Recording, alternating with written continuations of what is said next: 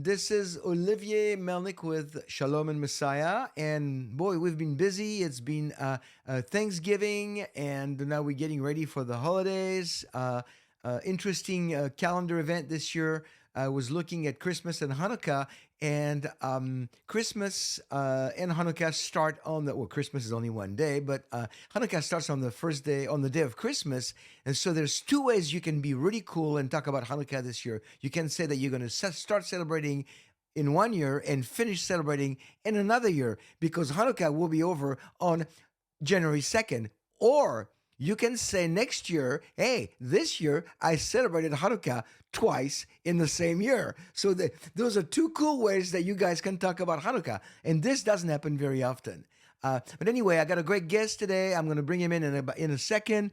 And just want to remind you that we are Shalom and Messiah. I am the executive director for the ministry, and we are finishing the year. And you guys have been extremely kind and generous in your prayers and donations and making the ministry possible. You find us at shalomandmessiah.com. There's a lot of different things you can connect with. You can donate on that website. It will be on the screen as well. And we're going to continue. We have great program for today, but also a lot of things that we are getting ready for 2025, including hopefully some visits of Israel. But that I can't say anything beyond that right now. I know I'm going to go a few times for ministry, but I'm hoping to bring some people. More on this later. But anyway, I don't want to wait any more. I want to introduce you to my friend. So here he is, my good friend, David Tal. David, so good to have you. Olivier, it's amazing to be back. Thank you. Thank you for this opportunity too. Well, It's amazing to be able to talk. it's always great to have you on the show because every time I look at the news in the Middle East and I go, okay, that's too much. I'm on overload. I don't know what's going on, and I'm going like, okay, it's time to call David and get him on the show and clear the air and figure out what's going on. I mean, I do understand the basics, but man, it's like there's so much going on. So what I wanted to do, first of all, David, what is where do people find you? It will be in the description, but tell us a little bit about your Well, the ministry. Balagan Connection, I'm pointing it right here, is my YouTube channel, my Instagram, and everything Balagan. Balagan means mess up. It's a Yiddish, Russian, Persian, Hebrew word. Means everything that doesn't go according to plan. I make a connection to all the Balagan. So the Balagan Connection, Balagan, that would be probably the best place. And hopefully today we'll start connecting some of the Balagan in the Middle East. Absolutely, and there is quite a bit of balagan in the Middle East right now. So thank you for that. Now, David, what I thought I would do, and let's start with what might take a little less time. What I want to do in this program, I wanted to touch, just give us an update on Gaza, which is probably not going to take very long because there's not a whole lot happening. I mean, there's things happening, but it's kind of winding down there. So give us an update on Gaza. Then let's talk about Hezbollah. And I think they've already broken the ceasefire. You can say a word about that. And shocker, big surprise there.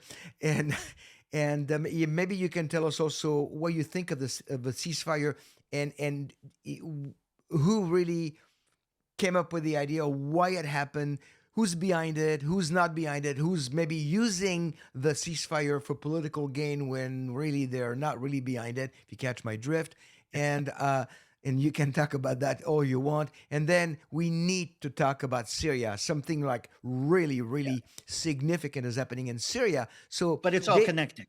it's all connected, and that's why I called the expert David Tal because he's connecting all the balagan. So right now, let's start with the Gaza balagan. What's going on? Well, I'm going to put a side note before we do that, and I'm going to say this. I thought the Middle East was a balagan. I thought our political system in Israel is a balagan. We haven't gone down that way, but we're having a big balagan in our political system. I thought we had a big balagan over there, but now after these elections, I think you've got as much of a balagan here Yeah. as we have over there. And The last thing with Hunter Biden and the administration, I mean, if that's not a balagan, I don't know what is. So, David, the whole world is about like, and right now, I just before the show, I was looking at today. I was reading an article that the French government is on the verge of collapse right now. They have the man, prime minister. They did some.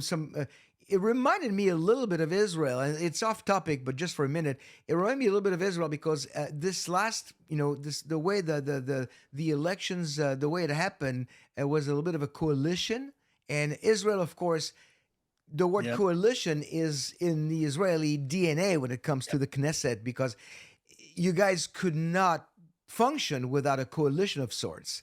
And in France, they had to kind of figure out, we're going to bring some of the extreme left, some of the extreme right, work together. And right now, the promises, here's another shocker for the political world. The promises that were made did not come through. oh, People broke totally. their words. And now, like in the next few days, the French government is on the verge of collapse, which would mean they would have to come up with another government, possibly even maybe get rid of Macron. I don't know. I mean, I don't have all the details, but this could be significant. And Big also, balagan. this reminded me.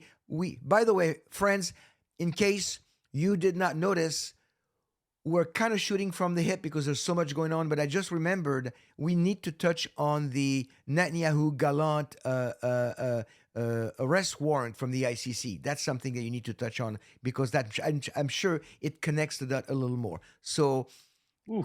I promise, David, I'm gonna get in trouble for this. I'm not gonna be James Cadiz and invite you to speak and then do all the talking.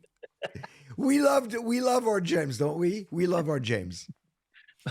Yeah, so I'm interested to see the comments. Let's start with we'll go from bottom to top if you want to go it that way. Yeah.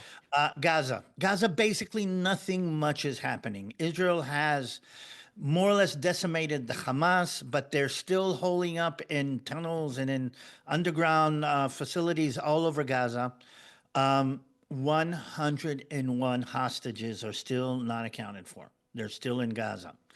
And what Hamas is trying to do, what Israel is trying to do, is take control over Gaza, find as many of the hostages as possible, bring as much food in so the Gazans don't starve, and basically trying to decide what's going to happen after the Gaza issue is over. We would like it to be over in an agreement where they agree to give us the hostages and we will leave Gaza, similar to what the agreement was made in Lebanon. They are holding out because they know the minute they make an agreement and Gaza is taken over, then they are done. So they're holding out and they're still hoping, weirdly, for some overall World War, Middle East balagan to go on, and that'll actually take them out of the frying pan. According to what I understand today, they have lowered their expectations for an agreement because of what has happened in Lebanon, what is happening in Syria, and what is happening with Iran. Leaves them with the feeling that they're going to be on their own facing Israel in a little while, and there's nothing more for them to gain. Do you think there is even a chance, a remote chance, that Gaza is going to be self-governed in the near future? No, no. I think Israel has learned the 7th of October lesson, which basically means we cannot allow them, unless they defanaticize themselves seriously, we cannot allow that to live on our border. And that is also connected to what's going on in Lebanon. And we're going to see that's going to connect also to what's going on in Syria. So they're Okay. talking about some kind of conglomeration between Egypt, Israel's military authorities. Now they're talking about bringing in American mercenary companies to guard the supplies that are being put in because the Hamas is stealing it, and gang lords in Gaza, it's a free for all in Gaza, are stealing the food and actually making the hunger problem even worse for political reasons. And of course, turning around and saying that Israel is behind all that, and the world is going like, yeah, look Always, at those genocidal people. They don't even let humanitarian the aid always. come to Gaza. I mean, that's what the world is hearing. And again, the world is very one-sided. If you want to insert the ICC here, that might be a good place to kind of connect to that, because the Sure. International Criminal Court has issued arrest warrants for Yoav Gallant, who is the Minister of Defense, and Benjamin Netanyahu, who is the Prime Minister, and for Mohammed Deif, who was the military leader of Hamas when they pulled off the attack. And in a side note, they mention Yahya Sinwar. The only problem is that Yahya Sinwar and Mohammed Deif are dead. We know that for a fact. And the 124 countries that are signed on the International Criminal Court agenda, basically, will now be obligated to arrest Benjamin Netanyahu and Yoav Gallant if they step foot in England or in France, by the way, which is absurd. But Macron said he wouldn't, as of Well, right now. Well, Macron said he wouldn't. The foreign minister in London said they are obliged to, but, and you've got that down there, but, and I doubt if any Western country would arrest the prime minister of Israel for anything that happened. I mean, there's a difference between talk and actions, and I think there is a line between them. But yes, if you're opening your Bible, this is a biblical event. But well, I keep opening my Bible to Zechariah 12 because I look at Zechariah 12:3. But it will be in that day that I will make Jerusalem a heavy stone for all the peoples, for all who heave it up will be severely injured, and all the nations of the earth will be gathered against it. David, we're not surprised. You're surprised? I'm not No, surprised. no. Okay. I'm concerned. I'm scared for my people, not for me, because I have a relationship with Yeshua. So do you. But I'm scared for my people. I'm frustrated. I'm disgusted. But I'm not. One thing I'm not is surprised because the Word of God tells us that the whole world is going to turn against Israel. I would say even more than the Word of God. And part of what I've been going through, and again, we're a little bit veering off topic, but I'm okay with this, is that I come here and you come here, and it's very interesting to be able to talk to somebody else who comes with two labels. I'm both a Jew and a Christian. Hmm.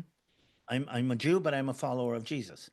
And I feel connected to my Jewish history and heritage, but I also feel connected to my Christian history and heritage. Okay, I Which, feel by the connected way, the Christian history and heritage at the root is very is Jewish. from the Jews. Just saying. But here's the thing: as a Jew, I'm not surprised. I mean, we celebrate people who want to kill us on a regular basis. We're going to be doing it in Hanukkah, and again, we're not surprised that people hate us. The Bible says, our history says, our tradition says, our holidays say, people are going to hate us and want to kill us. Though, as a Christian, I'm disappointed in my Christian brethren in many cases. I'm disappointed that they buy into some of the narrative about the Jews. I'm disappointed that they forgot what Paul said about their obligation to the Jews in many cases. I'm disappointed that a lot of the church are not speaking out for the Jews, as Paul made very, very clear. So I have this duality of one, as a Jew, I'm not surprised. This is normal. But I'm disappointed or surprised, if you want to say, in my Christian brethren. And again, this connects to what we were talking about. I think that's what God brought me here to talk about.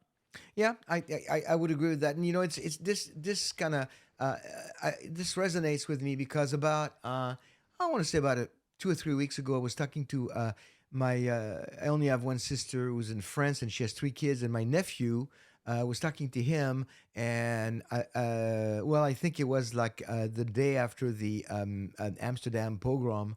Uh, and he's a big soccer fan. My nephew, I mean, big time. And so we were talking about the game and everything. And I go like, isn't that crazy? And he's not a believer. They're modern Orthodox, the whole family. And I go, "Okay, isn't that crazy? This is what they're doing after our people." And then he looked at me and he said, "You know what? I'm not surprised that they're coming after us because they've been coming after us for centuries. What I'm really surprised at and disgusted at is how the world is actually not doing anything."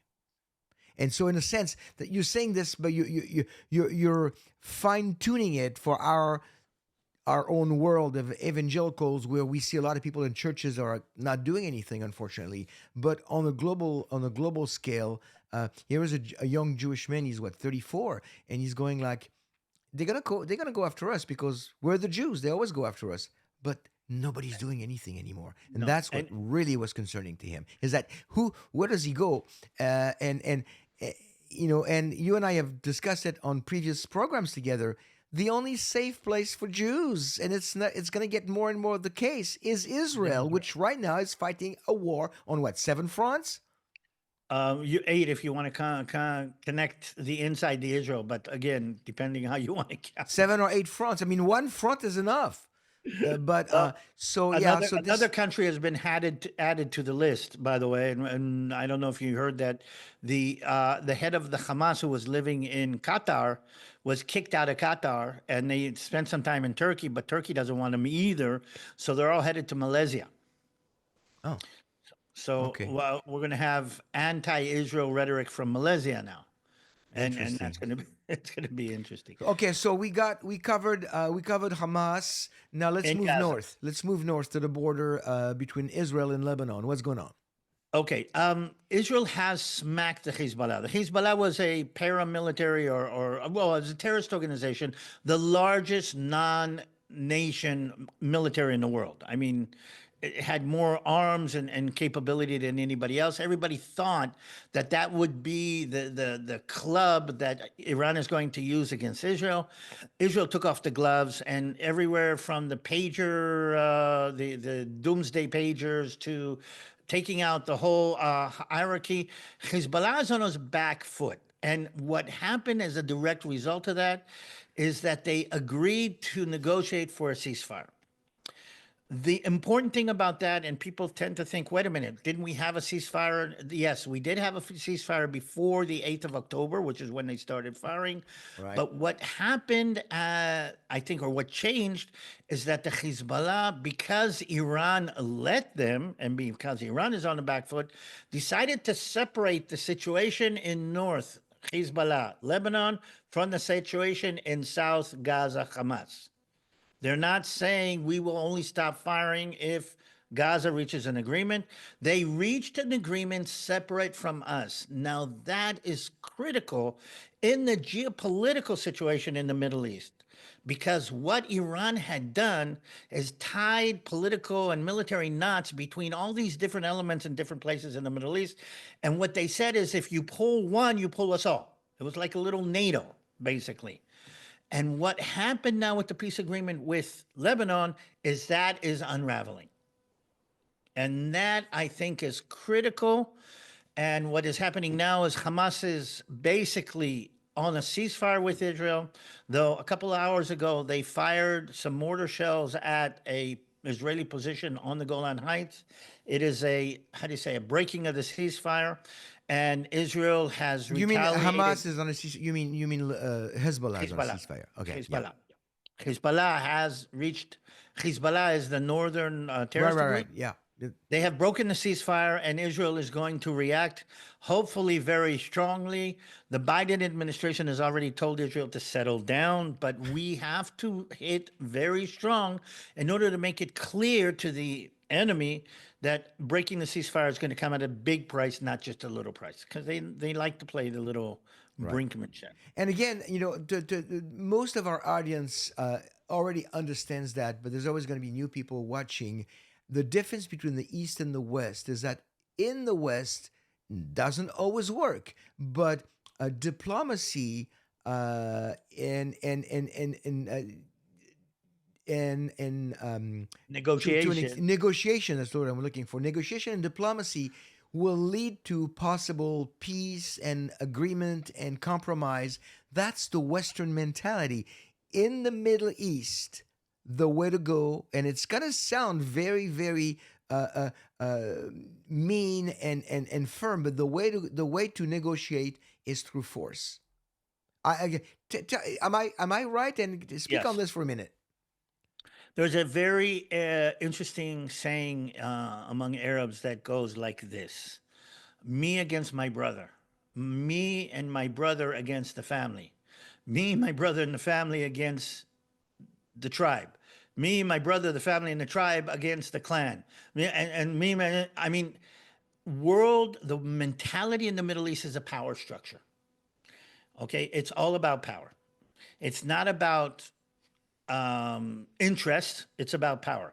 So you use power to achieve your interest and to achieve your goals, but without power. So, yes, there will be a negotiated ceasefire in Lebanon. This is a classic example. But until we put Hezbollah on their back foot and they were afraid of dying completely, they were not willing to negotiate.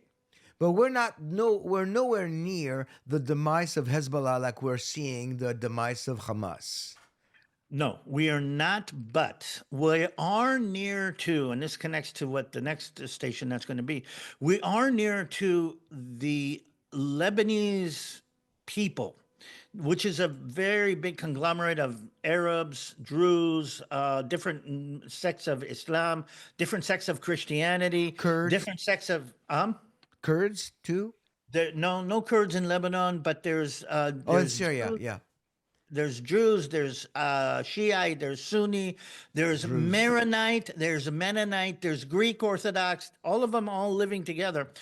And one thing that is coming together right now is them saying, enough, we can't take any more of this. And there's going to be a unifying power in Lebanon that says what the Hezbollah is doing is costing us lives, money, and future. And they might change the situation where Hezbollah will probably not be destroyed, but will be downplayed seriously. Maybe. Okay. But here's the thing Hezbollah doesn't have both the power and doesn't have the image that it had 2 months ago, which connects us to the rest. I remember when I was a kid learning physics, they taught you that the way an object is situated in a space is different powers pulling from different directions. If this one is stronger, it goes in this direction. If that one's stronger, it goes in that direction. And at some point, you can reach an equilibrium of all the different powers, not because they're all the same force, but the all together total of all the powers will create a stable situation. That's what was happening in Syria until now. There was a big Syrian civil war. I don't know if you remember, the American government got into it, the Russians got into it, there was ISIS, there was Al Qaeda, all of them together. And Syria has been broken up and has reached for the last 2 years some kind of stability, not because there's no violence, but because all the different powers have kind of zeroed each other out. There's a lot of different groups and in Syria, and what most people in the West again need to understand is that you got bad guys, you got worse guys, you got the worst of the worst, and then the lesser of all evil. I mean, and there's a lot of players in it. Most of them are not good players. So Syria is a country probably about twice the size of Texas. This is a good time for this? Let's Yes, see if I except can that pull. Texas is not a country, but that's yes, we Well, like to think that way. I have to tell you, I was in Texas for a week. They are very happy and very, very proud of their Texan heritage. Yeah, yeah, Definitely. absolutely. That's where I live and been here for a little over 3 years, and this No, is home for it us. We it love was it. very fun to see. But here's the thing. Let me see if I can pull this. You ready for this? Yes, do you have a map? Yep. Let's see if I can pull a map up here. Look at that. You're looking even better than me now. There we go. Um, and to put it a little bit this side, this is Yeah, yeah. Syria. You see the gray area. This is Syria is Syria. in green. Turkey is in gray. Okay, but here you've got the Mediterranean Sea, you've got Turkey on the top, you've got Israel and Egypt on the on one side, and you've got little Lebanon kind of stuck between Syria, Israel, and everything in between. That has become the battleground. But because Syria reached some kind of equilibrium with, and I'm going to get a quick list of players. The Syrian Alawite regime, that is the government of Syria, Bashar al-Assad, okay, who is the president, but he is I'm going to say a minority government. The Alawites are a sect that are probably about 12% of the Syrian population, but they actually run the state of Syria. Hmm. You've got Muslim Shiite, you've got Muslim Sunni, you have Kurds who are a different nationality and a weird religion themselves, but have national issues. And Kurds live in Syria, in Iraq, and in Turkey. You have elements of Sunni fundamentalist, remnants of Al Qaeda and Daesh, ISIS. ISIS, yeah. in Syria, and then you have the Druze, which is a weird religion that broke off from Islam. The way I kind of say is to understand who the Druze are, think about what Mormons are to Christians, the Druze are to Muslims. Okay. Okay, and they created their own little Salt Lake City, and they have their own rights, and they have their own religion, and they okay, and they are also playing a role. By the way, there's Druze that live in Israel. If you come on a tour, you go to Mount Carmel, you'll see the Druze there. Yep. Yep. Yep. So I know. all of these elements are mixing in Syria, and what happened now is that when Israel took out the possibility of the Hezbollah in Lebanon to play a role in Syria, okay, then the Syrian rebels decided this is now a time to make a play for control of the northern part of Syria. Last time they tried to do this, The southern Syria, part. The southern the part. northern part, Oh, the the northern. northern Okay. part of Syria. So okay. Last time, way up, the part of Syria that is on the border. Well, I'm mixed up. Yeah, The part of Turkey. Syria that is on the border with Turkey. Okay. The last time they tried to do this, Syria cried out, Iran came to help, Russia came to help, and together with Russia's Air Force and Iranian military support, they brought in Hezbollah fighters and they actually held up the Syrian regime, held up Bashar al-Assad. But there's no Hezbollah fighters that can do this because Hezbollah is, I'm not going to say destroyed, but it is not in a place to go fight a war somewhere else. Right. And the rebels have decided now's the time to try to finish off the Assad regime. Add into the fact that Russia is deeply entrenched in what's going on in Ukraine. We thought it would be a long time, would be over. Add to the fact that Iran has been actually brought out as a paper tiger, and they're on their back foot. They can't know what's going on. And then add on to the fact that the Trump regime is going to take office, which is going to be anti-Russia, anti-Syria, and anti-Iran. The rebels have decided now is the time to take, and they have taken over some of the northern part on the border with Syria, on the border with Turkey. So you're saying the rebels have 45 days to do the job before Trump comes in? No, I think they will be backed up by Trump. Now, let me make this clear. The rebels, Okay. Yeah. What do you explain what you mean by rebels in Syria? Because when you hear rebels, that's not necessarily a positive connotation. they were a part of the Syrian civil war that was fought in Syria between the regime and the Islamic jihadi elements. Until now, they've lost. But now they believe that they have a chance to take on the Syrian regime.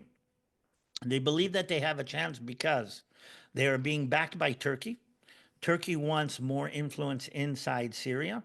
They're being backed by, many people say, the United States and Israel, who want to see Syria destabilized.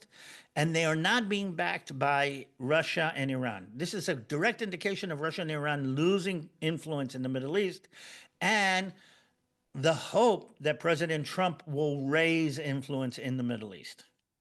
So they believe that they are empowered, they are emboldened. They started their rebellion on the day that Israel reached an agreement with the Lebanese, Is basically. is there any chance that that rebel group could turn out to be a more recent modern version, not modern, but a recent version of what happened with the Taliban, which they were brought in, they were brought in to do a good job, and it turned out to be people that actually became a sore in the side of the West. Yes, we are worried about that because they are another version of the Taliban. Let's make this clear. Okay. Or the Muslim Brotherhood or ISIS. They are being very careful to be less anti-West. They were on CNN the other day. They've reached out to President Trump, to say, listen, let's do this together. But yes, Israel, according to the Israeli press, doesn't see them winning this war as a positive thing. what Israel sees as a positive thing, and I know it sounds weird to say it, is a perpetual civil war going on in Syria. That's better, the best thing for Israeli interest than anything Well, I else. mean, as long as there's a civil war contained in Syria, they are too busy looking at the possibility of going after Israel. Or using Syria as a base to attack Israel. Right. Okay, which is what we were afraid of. Iran was using that. Iran is now pushing pro Iranian militias from Iraq into Syria. Turkey is supporting the rebels, so we are in a civil war situation in Syria, and it's gonna be interesting to see what happens. I'm curious to see what the Russians are gonna do, because the Turkey Russians just, I think I heard 2 days ago that Turkey severed ties with Israel, diplomatic ties. exactly. Turkey severed is, which is a big problem because we used to go to Turkey and enjoy their resorts. There were millions of tourists, Israeli tourists that went to Turkey. But yes, Turkey has severed ties. It was very, very worrisome that the heads of Hamas that were living in Qatar for many years found a place in Istanbul for a while. But Israel made it clear to the United States that, wait a minute, isn't Turkey a NATO representative? I mean, can you allow a terrorist organization defined by the United States as a terrorist organization to set up offices in your capital? I mean, that doesn't work. So that is the situation. I think we just now said that the Hamas authorities are moving to Malaysia, meaning they're leaving the Middle East, which is a major issue. What I'm trying Wow. to say is the whole spider web that Iran has put together is slowly, slowly unraveling in the Middle East. And the minute the Trump administration does come into power, they have the option, the opportunity, or the how do you say, the setting for a major shift in what's going on in the Middle East. You mean because of Trump being back on the stage?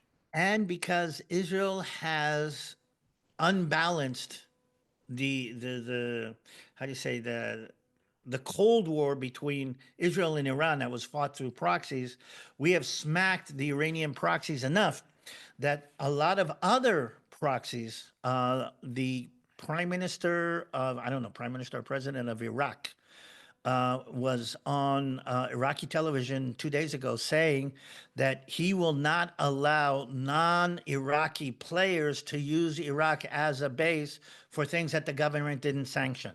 Now, he didn't say Israel, but basically he's telling Israel, we will not be used as a base to attack you. Don't attack us back. And, So, and, so the, go ahead. and that is what I'm trying to say is there's a reshifting of all the different players now. Syria, Lebanon, Iraq, the border with Turkey, okay, the Kurds area in Iraq and Syria. There's a Kurdish area in the corner of the map over here. All of that is now being reshifted, and it's going to be interesting to see what the situation is going to come out in about, I'd say, probably about 2 months.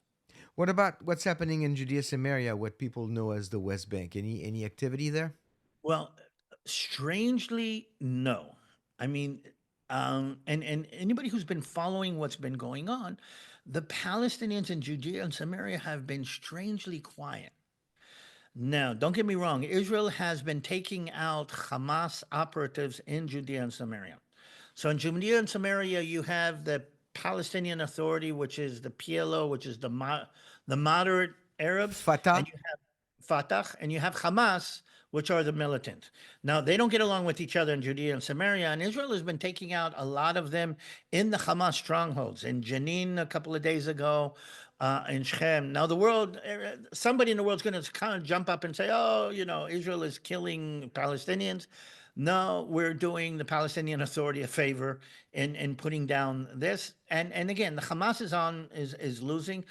And all over the Middle East, the militant jihadis are actually losing. I mean, Saudi Arabia is moving, even the situation in Yemen is moving in a certain direction. Israel has basically survived, I think, this all out attack from the axis of terror. Um, but the next thing that we're going to have to deal with is Iranian nuclear capabilities, which Iran has no choice but to start pushing forward. You know what's interesting to me is that uh, another passage of the Bible, of course, that all Bible teachers right now who pay attention to prophecy are uh, are keeping a close eye on is Ezekiel 38. Yeah. Uh, and in Ezekiel 38, we read that because you put it's like you say you put two Jews in a room, you get three opinions. You put five Bible teachers, Bible prophecy teachers in a room, and ask him about Ezekiel 38, and out of five, you'll get seven opinions. Ezekiel 38 is just it's going to happen, but when, where. The one thing that's interesting to me, and this is all speculation, but it says that Ezekiel 38 will take place when Israel will be in a place where there won't be any walls or any. I mean, it'll be like people will get along. A sense of Sense of of safety. calm, not necessarily world peace, but a sense of calm and no panic, no stress, and it's looking like. It really is looking like the way the Middle East is shaping up, right, is shaping right now, is this sense where all the arch enemy of Israel are losing ground and becoming less and less popular, which is not taking away the possibility of Ezekiel 38. I think it's bringing it more to the Bringing forefront. it Your closer. thoughts on that? Um, 3 minutes, and I can tell you how that happens. Okay. Well, we have to wrap it um, up, so this might be our last thing. trigger. Okay. The Iranians have poured billions of time, energy, and money into supporting the axis of evil, all the different proxies, and the nuclear program. The Iranian people say enough is enough. We've done this. You said you were going to do this, but look at what you've lost. You've made us pay for all of this, and we get nothing in return. They overthrow. There's another revolution in Iran. They overthrow the mullahs, and you have a pro-West, more secular, less jihadi regime in Iran. The whole world will get behind this and support it and pour money into this. The rest of the Arab world will understand that the moderates have won. So Saudi Arabia, the Gulf states will all line up behind this. Even Iraq will get behind this. Peace agreement with Lebanon, because Lebanon will see this, and if there's no Iran, Hezbollah cannot exist. And what you have is a series of peace agreements between Israel, or normalizations, call them what you want. The Abrahamic Accords go viral without Iran. That would be the situation that Ezekiel 38 talks about, where Israel, after fighting this war, and let's make this clear, we've lost 850 soldiers in this war. That's a lot. That's a lot in the war. I'm not talking about October 7th and what happened there. For this country, that's a major issue. We're a country in PTSD. And if we had a peace agreement with Lebanon that allows us not to have 5 divisions, armored divisions on the border with Lebanon, Israel's economy would be booming. The world would be booming. Nobody would be blaming. That is the kind of situation that you're looking for that is actually portrayed in Ezekiel 38. Yeah, I can't disagree with that. I can't disagree with that. So, well, I don't know what's next. I mean, it's this thing with Syria was like nobody expected it. I No. mean, it was this came as a big surprise, and so and Russia right now cannot really get involved so much because they're like on the brink of they have no money. They have no people. I mean, this war with Ukraine has drained them of manpower and resources, and so it's going to be very interesting to see what happens. Like you said, in the next couple of months. Which means we're gonna have to do another show because I mean it's there's so much going on, but we know that all those things are shifting like tectonic plates. They're shifting on the world stage, but the one thing that doesn't shift, the one thing that never changes, is the word of God. And I think it's Isaiah 41:8. It says the grass withers and the flower fades, but the word of the Lord stands forever. The word of God never changes, and the word of God promises that Israel will never be destroyed. That Jeremiah 31:35 through 37. It also promises that the Jewish Messiah, Yeshua, is going to return. My people, our people, David, they are awaiting the Mashiach. They're awaiting the coming of the Mashiach. We have, not in our lifetime, but we know that the Mashiach has already come in the person of Yeshua, the Messiah, Yeshua HaMashiach, 2,000 years ago, and paid the price, the ultimate price of giving his own life to die for the sins of the world. And he's going to, he rose again, and he's going to return. And if you're watching this show, if you're watching and you don't have a personal relationship with Yeshua, friend, don't wait, because once you're gone, it's too late. But you do not want to leave this world without a secure relationship with God through the death and resurrection of Yeshua the Messiah. And a lot worse is going to happen. The Oh world yeah. is not going to get better; it's getting worse. But we have the blessed hope. We know that we are children of God. We know that we are in God's family, never to be separated from God, and that is worth all the gold in the world. This is a personal relationship. Nobody can make you do it. Nobody can. You cannot buy it. You cannot build it. You can only accept it as a free gift. That's what we did, and that's what you need to do. So that is still standing firm. That's never going to go away, and it's available to anybody who's within the sound of my voice, as long as you make that choice before it's too late. So friends, don't wait. We'll have more news for you. We'll talk about more on the same topic later. We'll come back. David, thank you so much.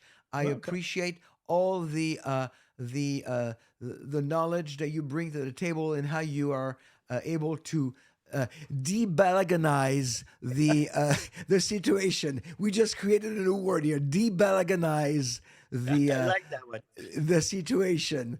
And thank you for your knowledge. Again, we Wonderful. find you where? We find you on YouTube. We find The you. Balagan connection. We connect the Balagan. All right. David, thank you. And God bless you. And friends, until next time, stay strong, stay safe, and be blessed.